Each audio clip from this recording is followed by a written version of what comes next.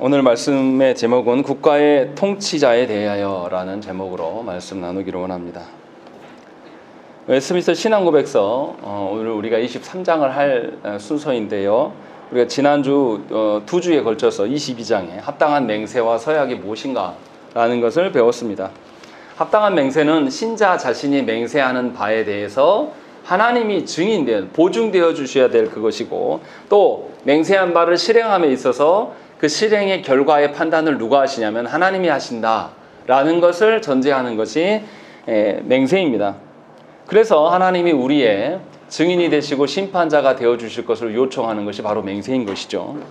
같은 맥락으로 소원은 하나님께 신자가 약속하는 겁니다. 무엇인가를 이루겠다 하는 언약하는 것이죠. 그렇기 때문에 맹세와 소원 모두 다 하나님 앞에서 행하는 것이고, 하나님의 선하신 기준으로 말미암아서 신실함을 이야기하는 것입니다. 그래서 맹세와 소원은 반드시 하나님의 기준, 하나님의 어떠하심이 우리 가운데 적용되는 것이에요. 그렇기 때문에 신자는 자신이 알지 못하는 것이나 하나님께서 주시지 않는 것으로 맹세하거나 소원할 수가 없습니다.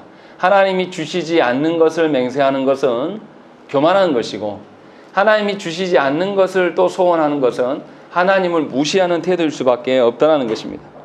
그래서 맹세와 소원은 온전히 하나님으로부터 확증된 것만을 행하는 것이에요. 그래서 우리의 삶에 맹세와 소원도 하나님 앞에서 행하는 것이다. 그러니까 다른 안 믿는 사람들 앞에서 나의 진실성을 증명하기 위한 맹세도 하나님 앞에서 행해야 되는 것입니다. 최근에 어떤 여성 정치인이 누가 봐도 불법처럼 보여지는 그런 일들에 대해서 본인이 정치적으로 탄압받는다 하면서 국회의원직을 내려놓는 것은 이상한 거죠. 사실은 수사해보고 적법절차에서 확인하면 될 문제예요. 그리고 나서 그것에 따라서 옷을 벗든지 말든지, 또 그리고 옷을 벗어도 반드시 처벌받으면 되는 겁니다. 그런데 먼저 본인이 나서서 이렇게 하는 것은 국민들을 무시하는 태도인 거죠. 법질서가 있는데 그걸 다 외면하고 본인의 옳은 것을 사기치는 것과 비슷한 겁니다. 이러한 일들을 우리가 일상에서 맹세와 소원하면서 행하는 바가 어떤 거냐면, 하나님을 이용해서 나의 진실성을 드러내려고 하는 태도, 이것은 거짓 맹세이고 하나님께 심판이 될 수밖에 없다라는 것을 기억하셔야 돼요. 분명히 그것을 이제 가르치는 것이고, 그래서 하나님 앞에서의 어떤 행동이기 때문에 맹세와 소원은 경건한 예배와 직결됩니다. 우리를 하나님께서 예배로 부르셨기 때문에 신자는 하나님의 부르신 그 방편 안에서 하나님께 나아가야 돼요. 그러니까 맹세하고 소원하는 것도 하나님이 언약에 신실하신 것에 근거하여서 행하는 것입니다.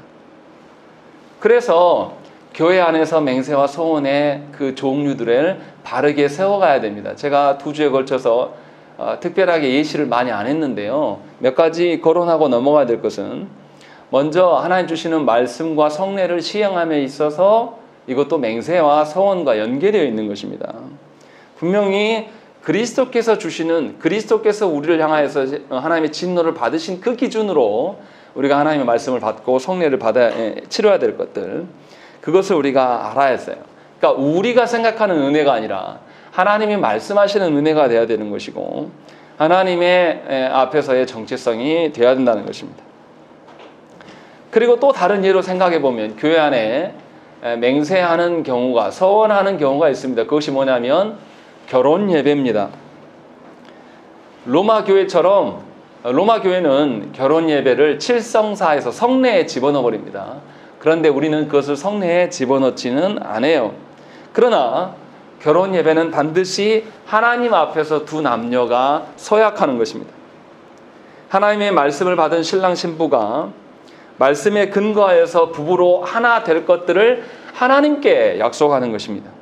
그래서 두 부부가 하나 되는 근거는 서로에게 있는 게 아니라 하나님의 말씀에 있는 겁니다.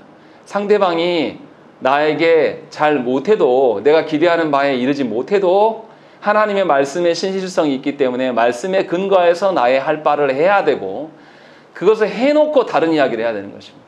그런데 가만 보면 그리스도인들 부부도 무조건 기브 앤 테이크예요. 그 사람이 나를 사랑해주지 않았기 때문에, 그 사람이 나에게 뭘 안 해줬기 때문에 우리 가정에 문제 있는 것처럼 말하는 이들이 교회 안에 차고 넘칩니다. 그러나 분명하게 결혼은 하나님 앞에서 서약하고 맹세한 것임을 기억하셔야 되는 것이에요. 그 사람이 나에게 합당한 태도를 취하지 않았을지라도 나는 하나님께 맹세하였기 때문에, 서원하여 됐기 때문에 부부로서, 언약의 상대자로서 하나님 앞에서 신실해야 될 필요가 분명히 있는 겁니다. 그리고 나서 그 사람에게 무엇인가를 요구해야 되는 것이 결혼이라는 것입니다. 그래서 하나님이 계신다면 한쪽이 외도하더라도 한쪽은 자기의 지켜야 될 선 안에 있어야 되는 것이 그리스도인의 합당한 가정의 모습이라는 것입니다. 이것이 현대 그리스도인들에게는 없어요. 왜냐하면 결혼하면 뭐합니까? 신랑 신부가 말씀 앞에서 하나님께 서약하는 것에 증인으로 참석하는 것이 아니라 그 예배 결혼식에 대해서 그 두 사람이 주인공이 돼서 하나님은 없어버리고 두 사람이 서로 축하해주는 그런 형태로 결혼식에 참여하는 겁니다. 이거는 하나님 앞에 맹세한 것도 아니고 아무것도 아니에요. 그래서 뭐합니까? 주례도 없고 말씀도 없는 예배를 추구하고 또 서로가 서로를 사랑하는 그런 고백하면서 끝내버립니다. 그러니 서로에 대한 신뢰가 깨지면 가정이 없어져 버리는 겁니다. 이런 방식으로 그리스도인들도 결혼을 바라봐요. 그러니 하나님 앞에서 지킬 생각은 별로 없는 겁니다. 형편과 상황에 따라서 얼마든지 변동되고 유격될 수 있는 것이다 라고 생각하는 것을 부부로 보고 결혼식으로 보는 것입니다. 그러나 이것은 합당하지 않아요. 성경에서 말하는 결혼 예배가 아닙니다. 분명히 명확히 기억하셔야 돼요. 그런 점에서 결혼은 하나님 앞에서의 어떠함이지 사람들 앞에서의 어떠함이 아니라는 것입니다. 그래서 결혼식에 참석한 우리도 뭐 해야 되냐면 두 부부가 하나님의 말씀 앞에 서약함에 증인됨으로 서 있어야 돼요.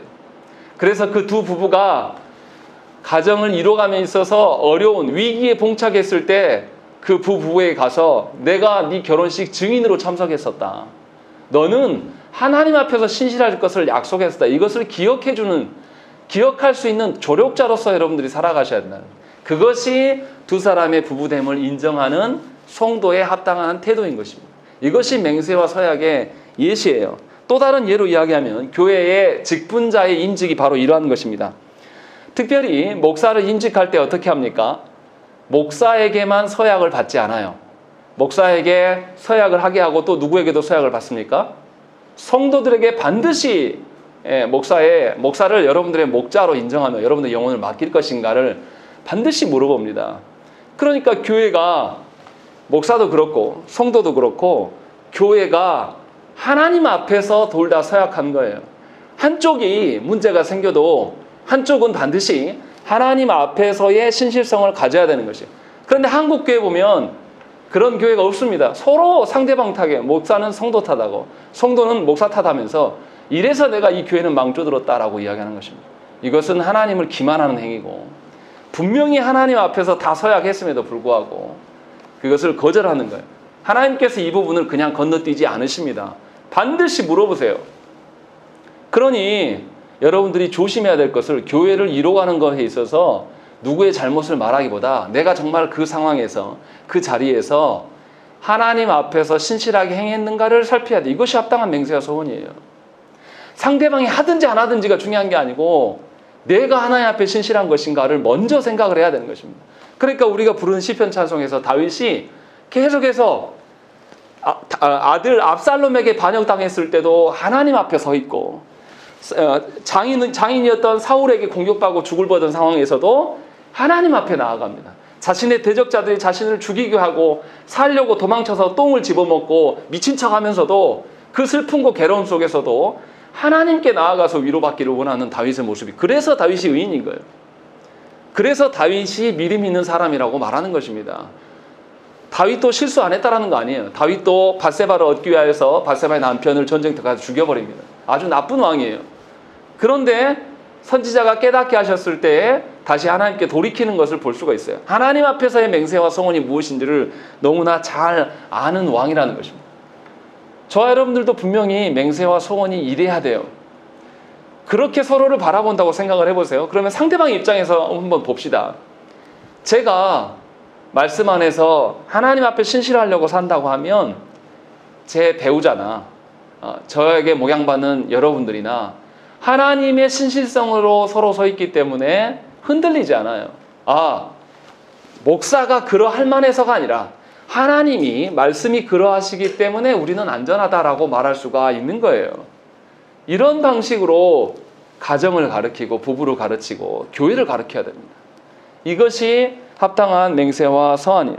그런데 너무나 안타까운 것은 뭐냐면 조국교회 안에 이러한 가정을 가르치지 않습니다.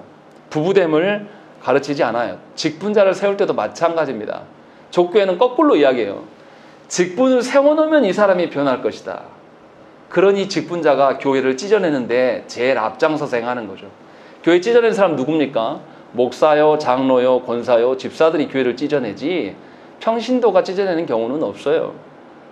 그런 점에서 우리는 하나님의 앞에서의 맹세와 소원을 아주 무시하는 그런 교회 가운데 서 있음을 명심하셔야 돼요. 굉장히 위험한 일이다라는 것이고, 그래서 우리가 일상에 살아갈 때 내가 맹세하고 소원하는 것이 전부 다 하나님 앞에서임을 기억하셔야 돼요. 누구와 계약을 맺는 것도 하나님 앞에서 행하는 것이고, 누구와 약속하는 아주 사소한 것들을 약속하고 또 하나님께 약속하는 것도 다 하나님의 영광과 하나님의 다스림의 그 성실하심이 반영될 수 있도록 우리가 살아가야 되는 것임을 분명히 기억하셔야 돼요. 그러면 이제 오늘 국가의 통치자에 대한 이야기를 23장에서 하는데요. 이상하죠? 하나님 앞에서의 맹세와 소원을 이야기한 다음에 바로 이어서 국가의 통치자가 갑자기 나오는 것 같아요. 왜 이렇게 하는 것일까라는 거죠. 22장과 23장은 닮아 있습니다. 뭐가 닮아 있냐면 맹세와 소원이 하나님의 다스림을, 하나님이 주권자 되심을 인정하는 것이에요. 그래서 하나님 앞에서 사는 것이 맹세와 소원하는 겁니다. 그리고 나서 23장에서는 국가의 통치자에 대한, 다스림에 대한 이야기를 또 하는 거예요. 하나님의 다스림이 있고 세상의 다스림이 있는데 이 다스림이 어떻게 조화될 것인가를 말해주는 것이 오늘 우리가 보는 23장의 국가의 통치자에 대한 바른 견해가 있어야 된다라는 것입니다. 그래서 먼저 우리가 알아야 될 것은 하나님께서 하나님 나라만 다스리는 것이 아니라 모든 보이지 않는 영적인 세계뿐만 아니라 보이는 모든 피조 세계를 하나님이 다스리심을 저와 여러분들이 알아야 돼요. 그래서 하나님께서는 이 모든 세계를 보존하시고 통치하십니다. 이것을 뭐라 그러죠? 신학 용어로 우리가 소요립니다 때 했었는데, 보존하심과 통치하심을 합쳐서 섭리라고 이야기를 합니다. 하나님이 모든 것을 다스려 가신다는 것이죠. 섭리의 목적이 무엇입니까? 하나님의 영광을 위하여서 하나님이 다스려 가시는 거예요. 그래서 다시 이것을 지상의 통치자들에게 적용해 보면 하나님께서 지상의 모든 다스림의 근원이 되시는 거예요. 보여지기는 통치자가 다스리시는 것 같지만 실제로는 지상에 있는 모든 통치자와 또 문화나 사람들이 이뤄가는 역사까지라도 사실은 하나님의 다스림에 있는 것이죠. 우리는 그것을 믿는 거예요. 그래서 이러한 맥락에서 국가와 교회의 관계를 살펴야 될 필요가 있습니다. 다시 말하면 신자는 하나님의 다스림과 국가 통치자의 다스림이 분리된 자가 아니에요. 하나님의 다스림의 연속성에서 국가의 통치자의 다스림에 포함되어 있어야 될 자들인 것이지 이게 분리되어 있는 것처럼 생각하면 안 된다는 것입니다. 그러나 차이점은 있어요. 국가 통치자의 다스림의 목적은 뭐냐면 국가의 이익이 목적이 되는 거고, 하나님의 다스림은 하나님의 영광이 다스림의 목적이 되는 것입니다. 그래서 약간 차이가 생겨나요. 그래서 그리스도인들이 이제 혼란이 생기는 겁니다. 국가 통치자에 대한 것들과 우리가 하나님의 자녀로서 하나님 나라의 영광을 드러내는 것과 약간의 간극이 생기는 것, 이것을 어떻게 메워갈 것인가, 이것이 중요한 내용입니다. 이제 이 중심으로 오늘 말씀 보면 돼요. 먼저 우리 1항을 보십시다. 1항에서 몇 가지를 이야기해요. 국가 통치자를 하나님께서 자기의 종으로 삼으셨다는 것, 또 국가 통치자를 통해서 하나님이 목적하시는 바가 무엇인지를 밝혀주고, 또 하나는 국가 통치자가 목적을 이루기 위해서 하나님께서 허용하신 수단이 있다. 요 세 가지를 말해줍니다. 우리 한번 읽어보시죠. 1항 읽겠습니다. 시작.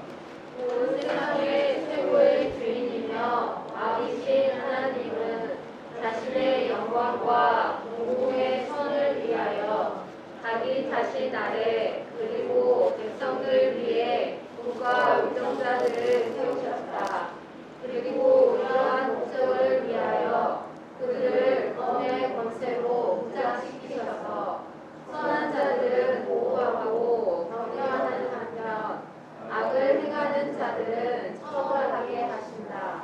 예, 1항에서 내용에서 세 가지를 언급하죠. 국가 통치자를 하나님께서 자기의 종으로 삼으셨고, 또 통치자를 통해서 하나님의 목적을 이루어가시는 것을 언급하시고, 또 이 통치자에게 검의 권세를 주셨다라는 것을 말씀하고 있는 것입니다. 사도 바울 선생도 오늘 우리가 읽었던 로마서 13장 1절과 2절에서 모든 권세가 하나님으로부터 나온 것이기 때문에 권세 있는 자에게 복종해야 될 것들을 명령하고 있습니다. 그러므로 모든 그리스도인들은 국가에 속해 있는 자들임을 기억하셔야 된다는 것입니다. 국가를 전복하고 무정부주의를 꿈꾸는 것은 성경적인 것이 아닙니다. 어떤 이들은 이 나라가 썩어 있기 때문에 전부 뒤엎어서 없애버려야 된다라는 그런 진보적인 생각을 가진 분들이 있어요. 그러나 분명히 하나님께서는 우리가 보일 때 문제가 있어 보이는 국가 지도자들도 하나님께서 종으로 여겨서 세워놓으셨다라는 점을 잊어서는 안 돼요. 이제 그러면 궁금증이 듭니다. 그럼 독재자고 타락한 그런 지도자들을 어떻게 봐야 될 것이? 그것은 뒤에 나와요. 1항에서 할 이야기는 아닙니다. 여하튼 우리가 기억해야 될 것은 하나님께서 국가 위정자들을 세워놓고 그 사람이 하나님의 도구이다라는 것을 알아야 돼요. 사도 바울 선생도 누구 시대에 이 전도 여행을 했습니까? 누구에게 재판을 받습니까? 에루살렘에서 붙잡혀서 에루살렘에서 재판을 받다가 로마로 가게 되는데 누구 황제입니까? 네로 황제한테 재판을 받아요. 네로 황제는 어떤 황제입니까? 아주 악한 왕이에요. 이 로마에 불을 지르고 그 불을 지른 그 원인이 그리스도인이겠다 해서 거짓으로 그리스도인들을 학살한 왕이에요. 그런데도 사도 바울은 타락한 황제이지만 네로에게 재판을 받고 또 그에게 복음을 전했다라는 것을 기억하셔야 되는 것입니다. 이것이 우리 그리스도인들이 국가 통치자를 바라봐야 될 시선이에요. 두 번째, 다 끝난 이야기가 아닙니다. 끝까지 들어보셔야 됩니다. 자, 두 번째로 하나님께서 국가 통치자를 세우신 목적은 분명히 뭐라고 되어 있습니까? 하나님 자신의 영광과 공공의 선을 위하여서 세우셨다라고 밝히고 있는 것입니다. 하나님께서 세상을 보존하시고 통치하시는데 그것을 하나님의 섭리라고 그랬죠. 그 섭리해 가시는 방편으로 국가 통치자를 하나님께서 세워가시는 거예요. 그래서 국가 통치자는 어떤 다스림이 있어야 되냐면 각 개개인을 하나님의 형상으로서 합당하게 발휘될 수 있도록 다스림이 있어야 된다는 것입니다. 그런데 국가 통치자가 하나님의 어떠한 생각들을 모르면 어떻게 되냐면 독재자가 되는 것입니다. 우리 한국 사회에 있는 사람들은 독재자의 경험들이 많이 있잖아요. 저는 뭐 경험한 바가 없지만 저 어렸을 때 5시인지 6시인지 잘 기억이 안 나지만 딱 시간이 되면 우리 어땠습니까? 길 걸어가다가 딱 시간이 되면 어떻게 해요? 사이렌이 울리고 애국가가 울려 퍼지면 사람들이 걸어가다 어떻게 해야 됩니까? 딱 멈춰서고 태극기를 향해서 맹세를 해야 돼요. 끝날 때까지 아무도 못 움직입니다. 이것이 독재자 시절을 경험했던 여러분들의 일상이에요. 이것을 친숙하게 여기면 안 돼요. 이거 완전히 이상한 겁니다. 그런데 우리는 그것을 이미 경험해온 사람들이에요. 그래서 어떤 사람들은 그 시대를 향수에 젖어서 다시 그것으로 돌아가고 싶다라고. 그런데 미안하지만 박정희 씨가 얼마나 많은 사람들을, 죄 없는 사람들을 죽였습니까? 오늘 재판에서 그 다음날 아침에 식구들이 면회 갔는데 이미 사형 끝나버렸어요. 이런 사형제도는 세계에 없어요. 그런데 이런 일들을 늘 해왔던 그런 일, 자기의 이 권세를 유지하려고 이런 일들이 한두 건이 아니에요. 그리고 우리가 잘 아는 김대중 씨도 아무 잘못이 없는데 죽이려고 했던 거죠. 그리고 일본까지 가서 다른 나라에 가서 죽이려고 하는, 결국은 미국이 개입해서 살리는 이상한 나라예요. 이런 것들을 우리가 다 경험했다는 것이죠. 이게 왜 있느냐? 하나님께서 한 국민 한 사람 한 사람을 하나님의 형상으로서 존중하면서 그 질서를 세우라고 국가 통치자를 세우셨는데 국가 통치자가 이것을 알지 못하기 때문에 이러한 일들을 행한다는 것입니다. 그래서 그리스도인들은 국가 통치자를 위해서 기도해야 돼요. 그 사람이 그리스도인이 되면 더 좋겠으나 그렇게 되지 않아도 하나님의 도구시기 때문에 그가 하나님의 다스림에 붙어 있기를 위하여서 기도해야 되는 것입니다. 그런데 조국교회는 좀 약간 이상합니다. 대통령이 기독교인이 되면 나라가 달라질 것처럼 말해요. 그러나 이승만 씨도 또 김영삼 씨도 감옥에 가 있는 이름이 생각 갑자기 안 나네요. 이명박 씨도 다 그리스도인이었지만 부정과 부패가 가장 심한 그 대통령들이었음을 기억해야 돼요. 그런 점에서 꼭 그리스도인이 될 필요는 없어요. 그것에 대한 생각들을 버리셔야 됩니다. 그가 그리스도인이든지 아니든지 간에 그리스도인일 거면 참다운 그리스도인이 돼야 돼요. 김영삼 씨도 대통령이 된 뒤로는 법당에 가서 절하고 교회 출석 안 했죠. 이명박 씨도 마찬가지고 그리스도인이 아니에요. 그런데 성도들이 속아서 그렇게 생각하는 거죠. 그런 정치 지도자가 돼야 될 게 아니라 하나님의 다스림의 연장 속에서 죄를 억제하고 사회 질서를 세워가는 이것이 국가 통치자의 목적, 하나님의 섭리, 하나님께서 피조 세계를 보존하고 다스리시는 그 연장선에서의 국가 통치자임을 분명히 기억하셔야 된다는 것입니다. 이를 위해서 하나님께서는 국가 통치자에게 특별히 검의 권세를 허용하셨다. 우리식으로 이야기하면은 군사력, 무력을 허용하신 것입니다. 그래서 반드시 이 군사력은 하나님께서 세우시려고 하는 그 목적에 있을 때만 활용돼야 되는 것입니다. 그냥 칼만 마구 휘두르는 거, 아무 때나 휘두르라고 그 국가의 통치자에게 그 권세를 준 것이 아니에요. 그래서 국가 통치자는 검의 권세를 주셔서 가정과 또 이 사회를 합당하게 죄를 막고 질서를 세워가는 일에만 이 일들을 사용해야 되는 것입니다. 그런데 독재자들은 그렇게 행하지 않은 것이죠. 전두환 씨도 보세요. 자신의 독재를 위하여서 이 광주 시민들을 학살하고 지금도 실신 다 못 찾았잖아요. 갑자기 광주 교도소 자리에 개발하려고 보니까 시신 몇백 구가 유골이 막 출토되는 그런 일들이 지금도 나오지 않습니까? 얼마나 우리나라는 정말 이상한 나라예요. 그렇게 학살한 사람이 버젓이 돌아다녀요. 그리고 그 자녀들은 대기업을 이루고 살아가고 있어요. 그 전두환 씨의 아들 전재국 씨가 이루는 회사가 굉장히 대기업입니다. 커요. 여러분들이 다 혜택 받고 있는. 그런데 우리는 그런 기업들에게 물건을 다 사주죠. 아무 생각이 없어요. 그냥 독재자들을 그냥 살아도 되는 거죠. 안 불편하면 그만임. 그런데 이것은 합당한 그리스도인의 태도가 아니다라는 것이죠. 분명하게 하나님이 원하시는 방식대로의 권세를 행해야 되는 것입니다.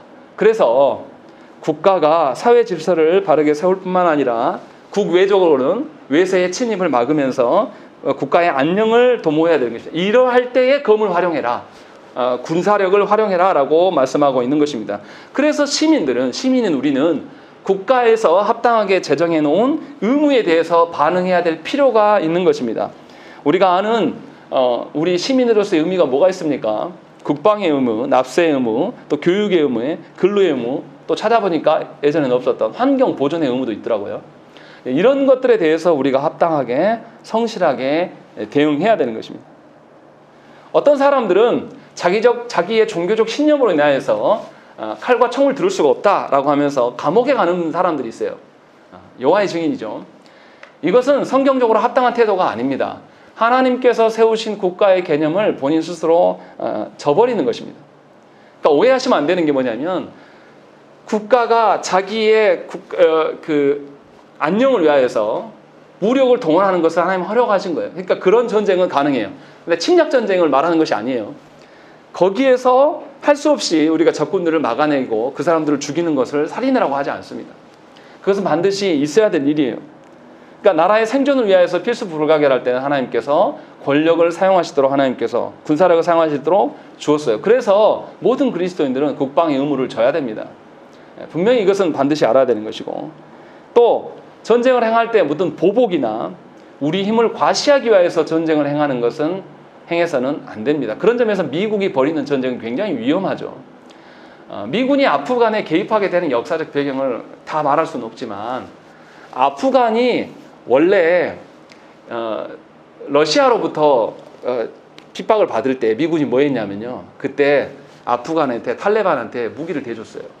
무기를 대서 러시아하고 미국하고 앙숙이었을 때, 예전 소련이 있을 때, 그 시대 때는 아프간에게 무기를 대준 사람들이 미국이에요. 그리고 이제 소련이 붕괴되자 이제 다른 상황이 펼쳐지니까 미국이 이제 테러를 이야기로 거기에 쳐들어가는. 그러니까 미국은 굉장히 이상한 이기적인 국가가 돼버린 것이죠. 그런데 그 힘이 강력해서 우리가 아직 못 막고 있는 것이고, 그러한 전쟁을 용인하자는 것이 아니에요, 분명히. 그래서 하나님께서 우리나라에게도 국가 통치자들을 하나님께서 세워놓으셨어요. 그런데 잘 생각하셔야 됩니다. 우리나라는 경제력으로도 이제는 굉장히 강해졌습니다. 또 군사력으로는 말할 것이 없어요. 우리나라가 지금 열강들 틈에 있으니까 약해 보이죠. 우리나라가 아프리카에 있었다면 아프리카 다 점령하고도 남을 군사력을 가진 나라예요. 그래서 잘 써야 됩니다. 굉장히 위험할 수 있는 거예요. 그런 점에서 저와 여러분들이 국가 통치자를 위해서 기도해야 되는 것입니다. 자기의 이속을 차리고 공공의 이익을 생각하지 않는 사람은 그 사람이 그리스도인이라 할 때 찍어주면 안 돼요. 이건 하나님의 다스림 가운과 상관없는 것이고, 그런 사람들이 권력에 가게 되면 반드시 우리 중에, 국민들 중에 피 흘리는 사람이 생겨난다는 것입니다. 그것을 지금 1항에서 이야기를 하고 있는 거예요. 반드시 그 사람이, 그 통치자가 하나님의 다스림의 안에 있기를, 하나님의 다스림의 연장선 안에서 국가의 임무를 수행할 수 있도록, 그래서 국민들을 돌보고 지킬 수 있는 방편으로, 그리고 군사력을 합당하게 쓸 수 있는 방편으로 고심할 수 있는 그런 사람이 되기를 위해서 우리가 기도해야 되는 것이죠. 다 2항에서는 이제는 국가 통치자 말고 그리스도인 성도가 국가의 공직자가 되어갈 때 어떠한 태도로 나아가야 되느냐를 이야기를 하고 있습니다. 우리 2항 한번 읽어보겠습니다. 읽겠습니다. 시작. 그리스도인이 공직자로 부름받았을 때 그것을 수행하여 수행하는 것은 합법적이다. 그들은 그 직분을 수행함에 있어서 각 나라의 건전한 법률에 따라 특히나 경건, 정의, 그리고 평화를 유지해야 한다. 그러한 목적을 위하여 현재 신약시대 안에 있는 그들은 올바르고 필요한 경우에는 정당하게 전쟁을 할 수 있습니다. 예. 그리스도인이 공직자로 부름받을 때, 공직자로 부름받는 것은 군대 가는 것도 그것에 하나에 포함됩니다. 그래서 전쟁에 대한 언급을 하고 있어요. 즉 그리스도인이 공직에 나아갈 때는 반드시 하나님 앞에서 수행해야 함을 잊어서는 안 됩니다. 하나님이 보시기에 합당한 것인가를 늘 고민해야 되는 것입니다. 그래서 그리스도인들이 공직자로 나아갈 때는 불신자들보다 훨씬 더 정직해야 되고 하나님의 공의를 세워야 될 그런 의무가 있는 것입니다. 그래서 그것에 근거해서 권력을 사용할 수 있도록 생각을 하게끔 가르쳐야 돼요. 교회가 그 일을 해야 되는 겁니다. 우리 중에 우리 자녀들이 나중에 자라서 공직에 나아갈 때, 또 군대에 부름을 받고 나아갈 때도 거기에서 하나님 주신 공의를 세우기 위한 방식으로 사야지, 그게 아니고 자신이 원하는 방식으로 나가면 그리스도인으로 인하여서 사회에 혼란이 일어나는 것이죠. 이것은 하나님이 이 사회를 지키고 보존하심에 대한 역행이에요. 하나님을 향한 대적이 될 수 있음을 기억하셔야 한다는 것입니다. 그래서 자녀를 양육할 때 이기적인 인간으로 만들어 놓으면 큰일 나는 거예요. 그 인간이 나가서 뭐 하겠습니까? 정치 권력 가지고 자기 합당한 대로 다 행동하면서도 국민들한테 뭐라고 합니까? 나는 정의를 위해서 싸웠다. 이렇게 말하는 국회의원들이 얼마나 많습니까? 우리가 기대도 안 하죠. 그런 사람 너무 많으니까. 그리스도인들 중에 이렇게 부정과 부패와 비리의 온상 가운데 있는 그리스도인들이 굉장히 많다는 것입니다. 국회의원들 중에 지금은 모르겠는데 예전에만 해도 60%가 그리스도인이었습니다. 절반이 넘어요. 그런데 우리가 국회의원들을 뭐라고 봅니까? 쓰레기로 취급하잖아요. 아주 더러운 인간들. 그리스도인들 중에 합당하게 정의를 행사하고 하나님께 합당한 배운 대로 행했으면 이런 일들이 있겠습니까? 이것은 교회의 책임이에요. 교회가 성도들에 대해서 합당한 정체성을 가르쳐 놓지 않으니까 국회가 저 모양이 된 겁니다. 그래도 우리 회개하지 않잖아요, 교회들이. 그런 점에서 굉장히 큰 문제예요. 분명히 그리스도인이 공직에 나설 때는 하나님의 공의와 하나님 앞에서 자신의 사명으로 공직을 담당해야 됨을 알아야 되는 것입니다. 국가가 집단 이기주의에 빠질 그런 경우가 생길 때 도리어 그리스도인 공직자가 나서서 하나님의 공의를 세우는 방식으로 나아가야 돼요. 집단 이기주의가 어떤 겁니까? 우리가 일본 엄청 싫어하잖아요. 그래서 어떤 경우가 생기냐면 일본이 지진이나 어떤 쓰나미로 무너져 갈 때 우리나라 중에서 무슨 이야기가 나오냐면 저것들 도와주지 말자. 죽어버리라고 냅두자. 실제로 그런 말을 정치권에서 이야기를 합니다. 그런데 합당한 국가 지도자라면 뭐 해야 됩니까? 우리를 늘 학살하고 여전히 우리를 싫어하고 미워하고 우리를 하등하게 보는 그 사람들이지만 그들의 생명에 관련있을 때는 우리나라가 어떻게 해야 돼요? 도움의 손길을 펼쳐야 되는 거죠. 집단 이기주의에 빠지지 않도록 국가의 공직으로 그리스도인들이 바른 발언들을 해야 되는 것입니다. 그것을 행하라는 것이죠. 또 공직 생활할 때 또 어떤 일들이 있냐면 그리스도인들이 무엇인가를 해를 당하게 될 때, 교회가 피해를 볼 때 교회 입장에서만 대변하는 이런 일들이 대해서는 안 된다라는 것입니다. 왜냐하면 국가의 정치 권력이라는 것은 국가 안에 모든 포함되어 있는 모든 기관들의 형평성을 맞추고 서로 질서를 잡아주는 역할이에요. 그런데 한국교회는 너무나 엉터리 같은 것을 요구해요. 예를 들어서 장로 대통령이 되면 불법과 뭔가 평등하지 않는 편법을 써서라도 교회를 위해서 해주기를 원합니다. 실제로 몇몇 정치인들이 있는데요. 이 두 정치인은 이름은 말하긴 그렇지만 두 정치인이 한 사람은 여당에 있고 한 사람은 야당에 있어요. 지금도 존재합니다. 이 사람들이 한 교회 목사에게 가르침을 받고 한 교회에 출석하고 있어요. 근데 두 사람 다 정직하지 못해요. 별로 그냥 그럽니다. 그런데 교회를 위하여서는 뭔가 질서가 없어도 막 일합니다. 그러려고 공직에 세우는 게 아니에요. 착각하시면 안 됩니다. 공직으로 나아간 것은 국가에서 세우는 질서들을, 그래서 하나님 보존하신다는 것은 교회만 보존하시겠다는 것이 아니에요. 불신자들도 하나님은 지키고 보존하시는 하나님이에요. 노아 언약이 뭡니까? 하나님께서 노아 언약의 끝부분에 뭐라고 하시냐면 이 세상이 끝날 날까지 해, 달, 별이 제 기능에 있으면서 사계절을 계속 드러내면서 계속 있게 될 것이라고 약속하신 거예요. 이것은 동물들까지 포함한 언약이에요. 하나님이 그렇게 지키시기를 말씀하시는데 많은 사람들이 집단 이기주의 강점으로 그리스도인들이 교회되면 마치 교회를 반영해 줄 거예요. 우리 지역주의가 왜 생깁니까? 광주 국회의원들 중에 예를 들어서 이낙연 씨가 총리 됐고 이제 대통령으로 나가면 우리 잘 도와줄 것이다 해서 이낙연 뽑아주자. 이거 집단 이기주의예요. 아주 글러먹은 사고예요. 그런데 우리는 그거를 하기를 원하죠. 그래서 우리 사람이 됐을 때 우리가 혜택받는 그것은 국가에 합당한 이끌어감이 아니라는 것입니다. 분명히 그것을 우리가 공직으로 또 우리 자녀들의 공직으로 나아갈 때 바르게 세워져야 될 것들을 이야기를 해야 되는 것입니다. 그런데 조국교회 안에서는 이런 집단 이기적인 태도들을 갖고 있어요. 오전 예배 때도 말씀드렸지만 아프간 난민들에 대해서 반대하는 것이 조국교회의 주장입니다. 참 가슴이 답답해요. 그리스도인인가 싶어요. 오히려 세상이 그들을 거부할 때 오히려 교회가 나서서 협력하고 그들에게 복음을 전해줘야 될 자들인데 교회가 이미 집단 이기주의화 되어 있는 것입니다. 그런 점에서 저와 여러분들은 탈피해야 되는 것입니다. 오히려 교회가 국가의 집단 이기주의에 함몰되지 않도록 하나님 주시는 생명과 하나님 주시는 그 공의를 세워가는 일에 교회가 앞장서야 돼요. 성도들이 앞장설 수 있도록 또 가르쳐야 되는 것입니다. 특정 정치 이데올로기에 사로잡혀서 네 편이냐 내 편이냐 편가르게 하는 것은 합당하지 않는 것입니다. 더 아프게 기억해야 될 것은 뭐냐면 히틀러가 독일의 국가 원수가 될 때 누가 적극 협력한 줄 아십니까? 독일 교회가 히틀러를 찬양하고 히틀러를 위하여서 기도하고 축복했습니다. 그래서 히틀러가 대통령이 된 대통령이란다. 국가 원수가 된 뒤에 뭐 한 겁니까? 히브리인들을, 유대인들을 학살했어요. 독일 교회가 책임져야 될 문제입니다. 독일 교회는 반성했어요. 그 일에 대해서. 우리도 크게 타지 않아요. 왜 조국 교회가 보수 기독교가 왜 극우화되고 있습니까? 하나님이 주시는 말씀의 질서가 아니라 집단 이기주의라는 이 병에 걸려 있는 겁니다. 자기밖에 몰라요.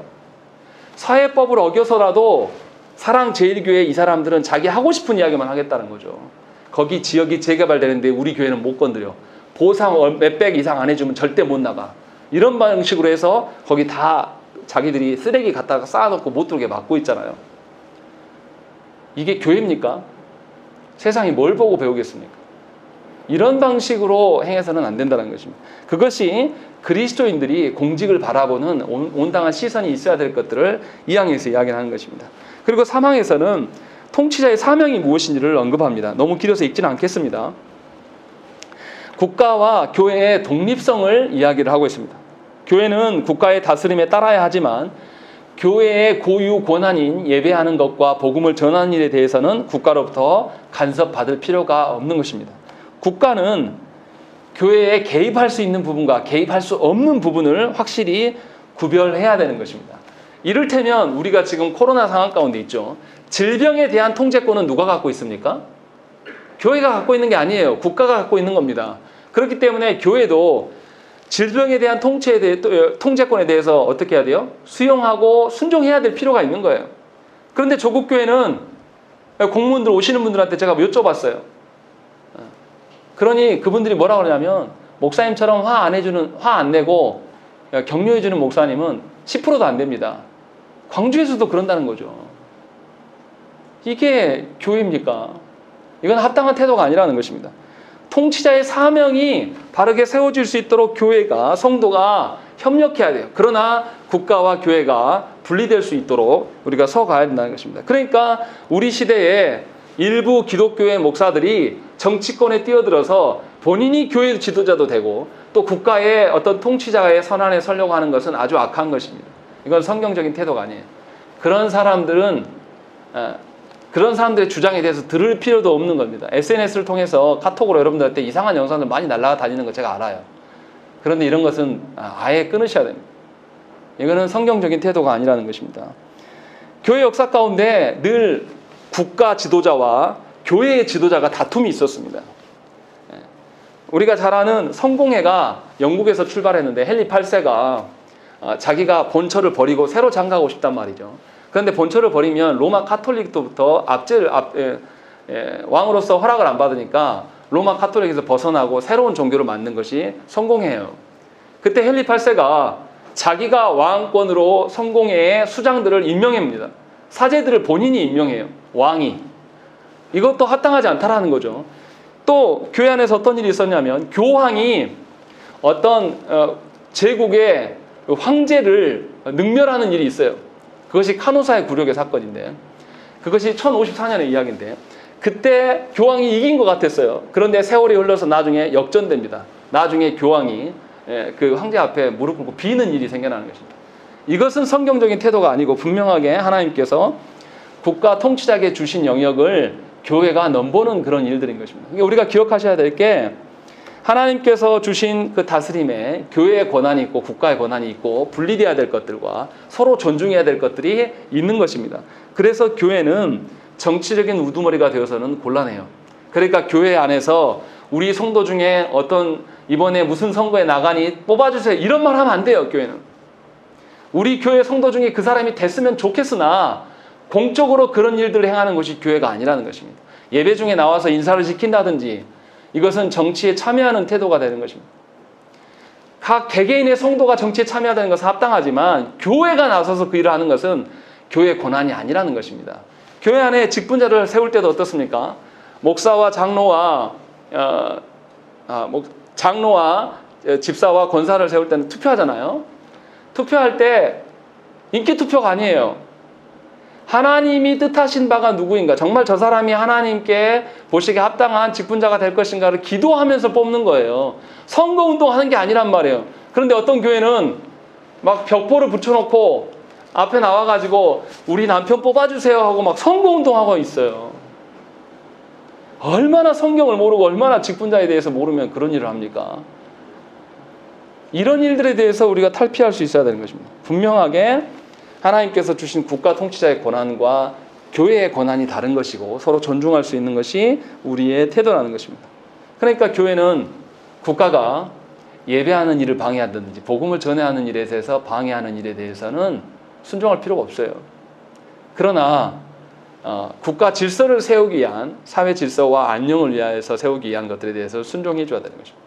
또 교회는 국가 통치자가 합당하게 설 수 있도록 하나님의 다스림의 연장선 안에서 통치자가 뭔가를 권력을 발휘할 수 있도록 협력해주고 기도해야 될 일이 우리의 책무인 것입니다.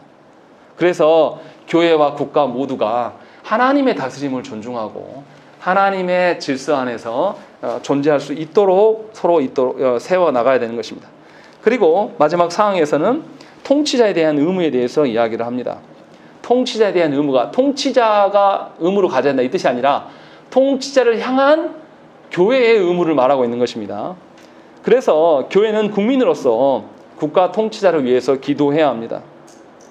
하나님께서 분명히 국가 통치자를 하나님 자신의 종으로 삼으셨기 때문에 국가 통치자가 그 다스림이 하나님의 다스림의 연장이 될 수 있도록 우리가 기도해야 돼요. 그래서 국가 통치자를 향하여서 우리가 인격적인 태도를 취해야 됩니다. 그런데 우리 조국의 현실은 참으로 참혹합니다. 대통령을 대해서 어떻게 합니까? 대통령 예전에 기억나십니까? 전두환 대통령 때 여러분들 사람들 앞에서 두환이가 전씨 이렇게 우리가 말한 적 있습니까? 말 못했어요. 그렇게 독재자한테도. 박정희 때는 더 했고요. 근데 지금 어떻습니까? 대통령들한테? 쌍욕은 기본이에요. 이름 그대로 안 부르잖아요. 문재인 대통령에게 그렇게 안 해. 문재양, 뭐라 그러죠? 막 여러 가지 말들. 또 이명박 씨한테도 쥐박이. 이거는 그리스도인의 태도가 아니다라고 분명히 우리 신앙고백에서 이야기하고 있습니다. 조심하셔야 돼요. 아무리 싫어하는 그런 자여도 하나님께서 세우셨음을 기억하셔서 그들을 향해서 인격적인 태도를 교회가 취해야 되는 것입니다. 그리고 마지막 세 번째로 국가에 대한 의무와 명령에 대해서 성도들은 시민으로서 분명하게 합당한 의무를 져야 되는 것입니다. 아까 말씀드렸던 교육의 의무, 국방의 의무, 납세 의무. 납세 의무에서 한 말씩 드릴 말씀은 무엇이냐면 목회자들이 납세 의무를 해야 되냐 안 해야 되냐라는 것에 대해서 납세 의무를 내야 됩니다. 자꾸 이것을 교회의 재정을 국가가 들여다보려 한다고 생각하는데 그것과 다른 거예요. 국가가 교회의 재정을 검열하고 할 수 없어요. 실제로 법으로 그것이 허용되지도 않습니다. 그래서 교회에 대해서는 세금을 매기지 않아요. 그러나 국민의 한 사람으로서 교회 사역자들도 교회에서 사례를 받는 것에 대해서는 국가의 그 세금 제도 안에 두려고 하는 것이 국가의 입장이에요. 그래서 이 목회자들이 회사에서 하는 사대보험 안의 영역 안에서 보존받게 하기 위해서 국가에서 시행하는 것을 인정하고 우리들도 거기에 협력해야 되는 것입니다. 그런데 조국교회는 이것을 반대해요. 그런데 미안하지만 서양의 대부분의 교회들은 다 목회자들도 세금 다 냅니다. 안 내는 교회가 거의 없어요. 좀 뭘 알고 말했으면 좋겠습니다. 그래서 분명하게 국민으로서의 의무를 교회가 확실히 감당해야 되고 하나님이 주신 통치를 위하여서 우리가 선하게 기도해야 될 필요가 있는 것입니다. 이것에 대해서 좀 더 명확하게 알아야지 우리가 국회의원들이나 어떤 정치 지도자들의 행동하는 것을 보면서 저 사람이 정말 하나님께서 원하는 그 질서를 세우기 위한 그 정치 활동을 하는 것인지 아니면 자신의 이속을 차리려고 하는 건지 이 구별점이 생기기 시작하는 거예요. 반드시 그래서 저와 여러분들이 하나님이 세우신 그 권력자들을 향하여서 합당한 태도를 취해야 될 것이고 또 그들이 타락함을 보면서 하나님께 간구해야 될 줄로 믿습니다. 그러할 때에 이 나라가 하나님의 복음이 바로 세워지는 나라가 될 수 있는 것이고 교회가 제 기능을 할 수가 있을 줄로 믿습니다. 우리 함께 기도하시겠습니다.